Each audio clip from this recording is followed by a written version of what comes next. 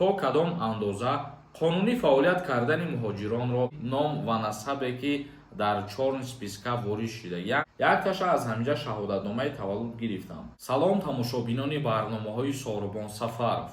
як хабари муҳима ба маълумоти шумо мерасонам. Ба муҳоҷироне тааллуқ дорад ки номшон дар чорни спискаи Федератсияи Русия баромадагист. дар ин бора аллакай як информатсияи нав шудагист. ҳатман дар видео лайк мондана фаромӯш накунед ва хотиррасонтон мекунем ки касое ки мехоҳед фаҳмед ки номи шумо ва фамилияи шумо дар ҳамин чорни спискаи Россия ҳаста ё ин ки не, барои ин чиза фаҳмидан номери WhatsApp-да метонед бинависен, проверка мекунанд паспорти шуморо. рӯйхати сиёҳи Федератсияи Русия аз 5 феврал феҳристи электронии муҳоҷирони ғайриқонунӣ фаъол мешавад. вазорати корҳои дохилии Русия шурӯъ аз 5 феврали соли ҷорӣ феҳристи электронии муҳоҷирони ғайриқонуниро нашр мекунад. ин пойгоҳи маълумот барои корфармоён, соҳибкорон ва шаҳрвандони Русия имкон медиҳад то кадом андоза қонунӣ фаъолият кардани муҳоҷиронро санҷиш намоянд. танҳо баъди тасдиқи ин маълумот корфармо ҳуқуқ дорад ки бо шаҳрванди хориҷӣ шартномаи меҳнатӣ бандад. аз 5 феврали соли ҷорӣ дар пойгоҳи маркази иттилоотии вазорати корҳои дохилии Русия феҳристи шаҳрвандони хориҷие ки ғайриқонунӣ дар ҳудуди Русия қарор доранд ба фаъолият оғоз мекунад. муовини аввали вазири корҳои дохилии Русия ҳамчунин таъкид кардааст ки барои муҳоҷирони ғайриқонунӣ як қатор хизматрасониҳои давлатӣ аз ҷумла бастан ва бекор кардани акти никоҳ ва роҳи оҳан дастрас хоҳад шуд. яъне ки аллакай аз 5 феврали соли 2025 ана ҳамин феҳристи ном ва насабе ки дар чорни списка ворид шудагиянд бо тариқи электронӣ пешкаши мардум мегардад. яъне ки ному фамилияи киҳо мебарояд дар 5 феврал нафарҳое ки будубоши худшона қонунӣ накарданд то ҳамин муҳлате ки додагишон буданд, ё нафарҳое ки граница нагзаштанд, ё нафарҳое ки документ накардану монданд ғайриқонунӣ дар Федератсияи Русия, боз ному насабшон аллакай официални 5 феврал пешкаш карда мешавад. акнун комментарияҳои шуморо мехонем ва ба саволҳо ҷавоб мегардонем.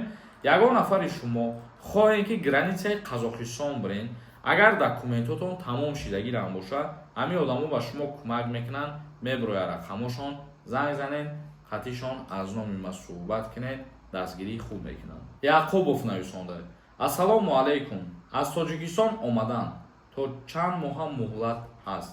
муҳлат барои чӣ дар назар дорем? мисол барои гирифтани документҳо дар назар дошта бошем, барои патент. вақте ки аз Тоҷикистон ба Россия меравем, то як моҳа бояд ки ҳамин ҳуҷҷатҳо дастрас шидагӣ бошанд.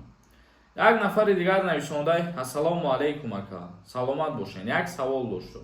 дута кӯдак дорам, дар Россия таваллуд шуданд. якташа аз ҳамҷа шаҳодатномаи таваллуд гирифтам, дигариша аз Тоҷикистон. гуфтам кардан роим кардан. рафтаниам, агар возвращение на родину гирам, бе паспорт рафта метавонам? кӯдако қатир раҳмат пешакӣ. вақте ки возвращение на родину мегиред шумо, ҳамин ҳуҷҷат барои чизе дода мешавад ки мисол шумо документҳоятона гум мекунед ё паспорт надоред, бо ҳамин ҳуҷҷати возвращение на родину шумо ба ватан баргашта метавонед. лекин ба ин ҳуҷҷат омадантон минус дора. ба худша фаромӯш накунед ки автоматически запрет на уезд мешавед. як нафари дигар нависондай: ассалому алайкум Сорубон, як савол дорам. дар вақти ба Тоҷикистон рафтан дар аэропорт патент мепурсанд. бисёр ҳолатҳое ҳастанд ки вақти шумо аз таможни контрол гузаштанӣ мешавед, аз рӯи мигратсиони карта нигоҳ карда ҳамон ҳуҷҷатҳои заруриро мепурсанд. баъзан вақт Шералиев нависондай: ассалому алайкум акаи Сорубон, мара аз аэропорт гардонданд. ҳамин гардондагиҳо дохил мешавад дар ҳамин авф? ҳозир аниқ нест ки дар авф киҳо дохил мешавад. яъне ин чиз авф ба имзо расидагӣ нест қонунаш, олӣ ҳеҷ чиз гуфта наметавонем. як нафари дигар нависондай: ассалому алайкум акаи Сорубон, ман документома гум кардам, возвращение кардам, метавонам равам? мигратсионимда работа навистагӣ будам, 4 моҳши дар душанбеям, регистратсия карда будам. возвращение хати омадан мо гуфтем ки бо ин ҳуҷҷат аллакай запрет на выезд мешавем шумо. даврон нависондай: салом бародар, созен тинҷен, ҳамин трудовой дар база дани набошад, чӣ гап мешавад?